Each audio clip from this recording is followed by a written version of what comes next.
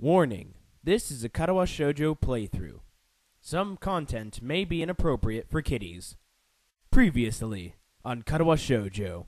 Look at that smirk that she has. Look at that smirk. It's just so smirky. That friggin' smirk. I had entirely neglected to take my medications last night or even this morning. Idiot, Ishio. Bad. Why you got the squiggly face? Why you got squiggly face? Squiggly face. Squidward. You're thinking perverted thoughts. Whoa, whoa, whoa, whoa. Okay, you come in to our bathroom time, say you want to get into my bath, and then you ask me this question. What do you mean you would be good? Maybe it would be good to slow things down a bit. You know, maybe go out to dinner once. Final word for the evening. Oh yeah, I almost forgot to tell you. Use protection. Every time! I knew you wouldn't recognize her. It's me. It's Misha!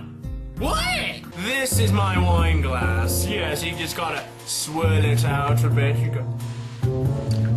Just take a little in and sip, swirl, suck, swallow. Because breakfast is the most important meal of the day. You don't need to interrogate me. Because I have 2 breakfasts. As my hand comes over hers, tentatively following her fingers between. Oh, no! Yeah, context is a bitch. And our story continues. Hey, everybody out there in YouTube land, Jake. The OneManBand is back again, once again, in Katawa Shoujo. In the last episode, we learned that Lilly may be going back to Scotland and leaving us! Us of all people! Gonna find out in this next part. And it's raining. So we know it's gonna be sad. Get your tissues ready! Hurry, Lilly. 'Cause it's a rain. I'm moving as fast as I can. I can barely make out Lily's voice over the deafening pounding of the rain. Even though I like bowling her around, the situation calls for it. Yeah, but with standing in the rain, I'm getting drenched. And, you know, I'm holding the umbrella over you, because I'm the gentleman. I turn forward, my free hand over my head in a futile attempt to keep at least my hair dry. My vision seems to be in grayscale, and so does the background. And Lilly. It's really rotten weather for summer, the last kind of climate I'd want for a date. A pity. I even checked the weather forecast beforehand.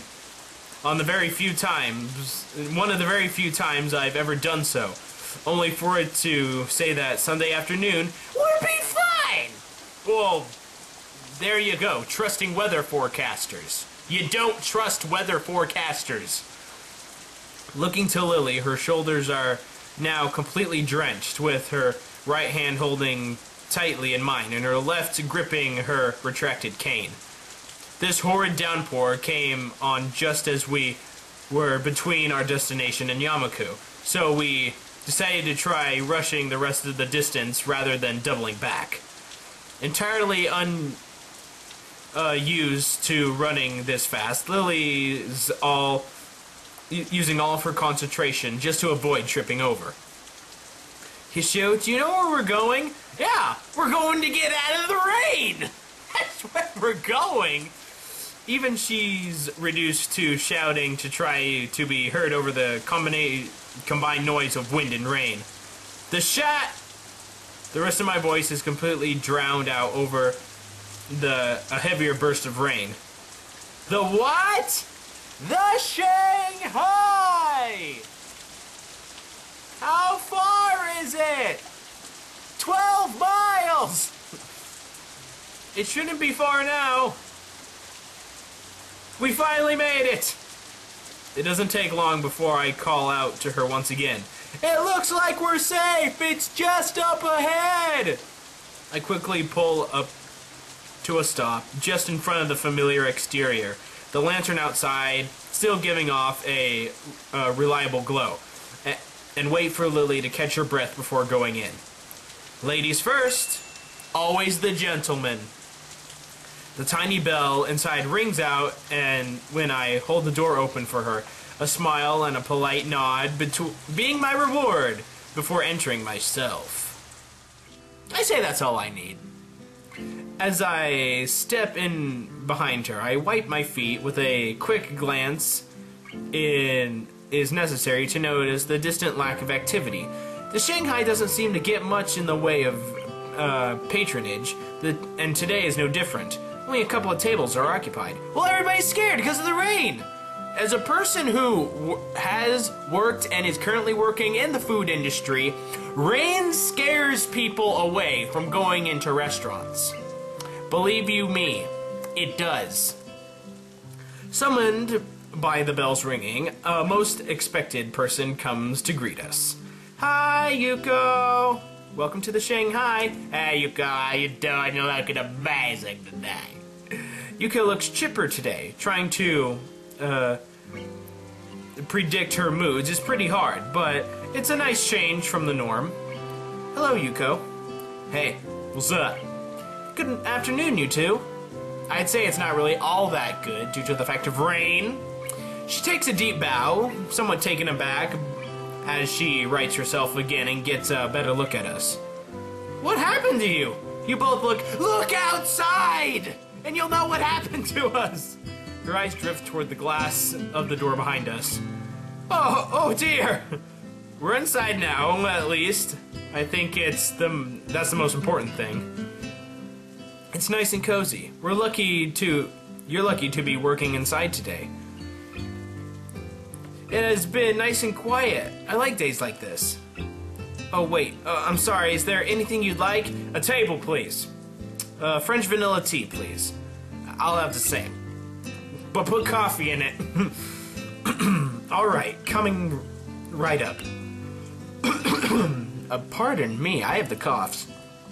She quickly skitters off with a determined look on her face, trying very hard not to forget our orders.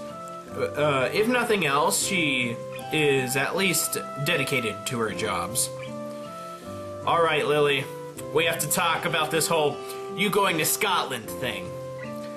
I lean Lilly into an empty seat before the two of us settle down. As usually, there's a large difference between my exhausted flopping down in my seat and Lily's delicate sliding into hers, her cane set beside her.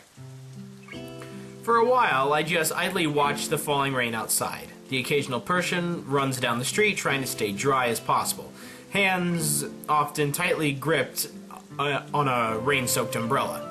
Lily sits just as quietly as I, her eyes closed as she intently listens to all that's happening. It's a comfortable, relaxing silence that exists between us, just the type that we so often share together in these past months, but may come to an end due to things that are happening. For Lily, at least. I can't help replaying the words of her sister in my mind, at times contrasting them to both our time spent together since I entered Yamaku and to the way I've been since we started dating. No matter how much I try, I can't work Lily out. Why can't you? You've been her boyfriend for a while. You can't at least know a few things about her. It's as if the harder I try to second guess her emotions and her potential decision, the more difficult it becomes to reach a clear conclusion. Then why don't you just ask her? It's that simple. It makes me doubt whether I ever really understood her. In the end, I'm going to have to ask, even though I very much want to avoid doing so. Well, we all have to do things we don't want to do. You seem quiet today, Hishio. I got a lot on my mind. I'm almost out of water, guys. I don't know what I'm gonna do. Really? You seem so enthusiastic about taking me out on a date. I assumed you had something specific you wanted to do. Yes, I want to talk to you about things. No, not really. I just wanted to spend some time with you. Is that so? Fine. There was one thing. A little grin finds its way onto Lily's face. We're gonna destroy that grin, aren't we? With our question. It's gonna be terrible. her knowingly full well that she's bested me, and it makes what I want to say all the more awkward. It was just Akira and I were talking. Oh? What's with that tone?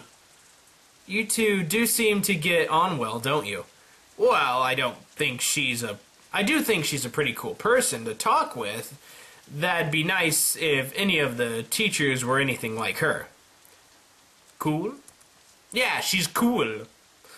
For a moment, I tried to place her tone of voice, my mouth curling into a smirk as I realize it. You're not jealous, are you? You're not jealous, are you?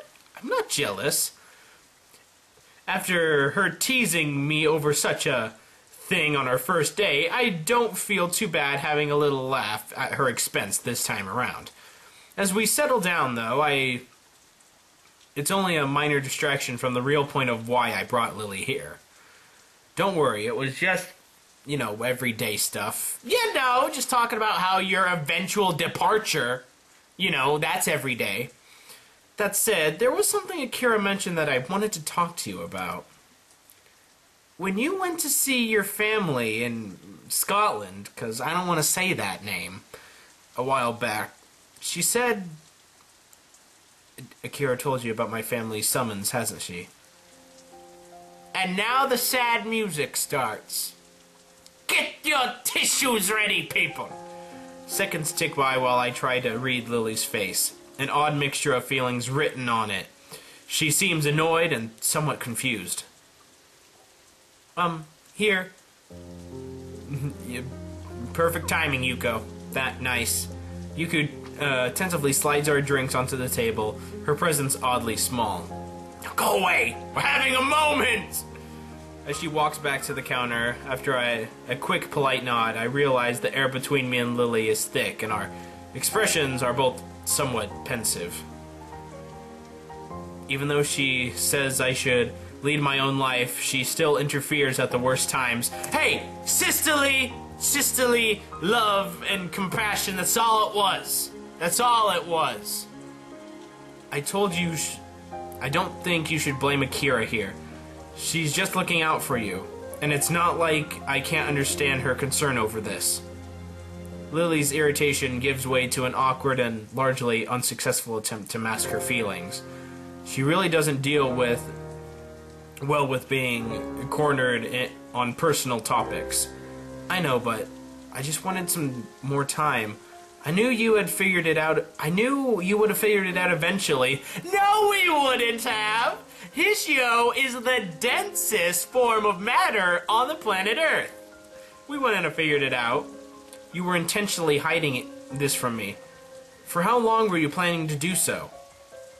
As I said, I simply wanted more time to think it through.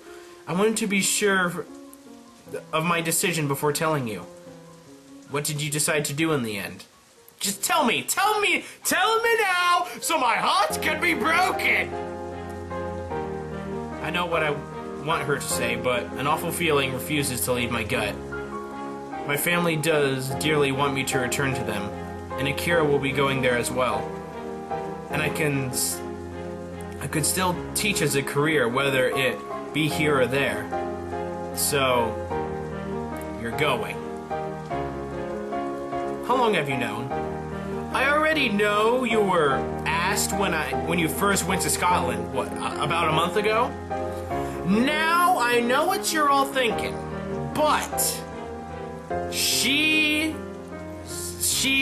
distinctly kept this information away from us and just kind of tugged us along. A guy, he feels a little betrayed when stuff like that happens. Girls wouldn't like it either. Sometime, my frustration very nearly boils over. The fact that she's done this affects me more than it should. No, well, yeah, I guess you can overreact, but you do have the right to feel betrayed a little. For her to not only be leaving, but to have been actively hiding her own plans from me, and after seeming for so long to be on one solid pillar of support and reliability I could depend on. You're my rock, Lilly, and you're leaving me! It feels as if the foundation underneath me is suddenly shifting drastically, much faster than I can adapt to. Perhaps this isn't so much frustration as sheer unease. Lilly, I'm sorry, I just wanted to think it through completely. Well, obviously you did think it through completely, because you decided. I wasn't trying to take advantage of you. Please, I think you were kind of taking a little bit of advantage of us. I know, Lilly, I know. It's really sudden. I just wish you would have told me flat out. I guess this means that once you go, we'll be breaking up, because I don't know English all that well, and Scotland is a pretty scary place for a little Japanese guy. For one of the few times I've seen since I met her, she's genuinely lost for words. She doesn't look surprised, no doubt because the fact has dawned on her once she became sure of her decision. But rather, she appears genuinely unsure of how to deal with the situation now that it's in front of her. We could try pursuing a long-distance relationship. No, don't give me false hope, Lilly. You're getting more and more common these days, after all. Don't lie to me, Lilly. Don't lie about long-distance relationships. Even as she said it, the tone of her voice gives away that she doesn't truly believe what she's saying. I'm in noir mode, where I'm just with my thoughts. Lilly is too old-fashioned to be able to cope with a relationship without any kind of physical presence, due to the fact that she can't really see. And even I am, to an extent. All we would ever be to each other would be a voice on the other side of the world. In the end, trying to rationalize everything is futile. Any attempts to try to connect what's happening with the future or past just seems to get more difficult and the more I concentrate. Those quiet moments when we just walked side by side, the precious time we spent with Hanako and Akira, the casual chatter we had during lunch times, the hanky-panky, the times we made love, the confessions of our feelings to one another. It just all seems so pointless. All just fleeting moments in our young lives. We're just two children, pretending to be adults, aren't we? Yeah. Pretty much. A long silence hangs in the air between us. We haven't even touched our tea yet. The noise of other patrons drinking and talking only makes the situation feel more strange and disconnected. Will you guys shut up? We're having a touching, sad moment. Stupid other patrons. Lilly's face remains low, her dejected expression clouding it. I'm sorry, Hishio.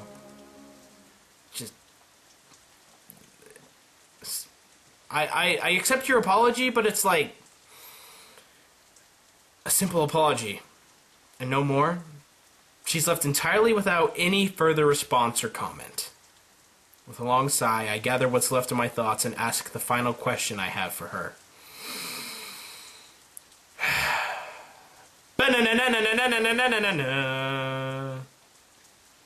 When will you be going?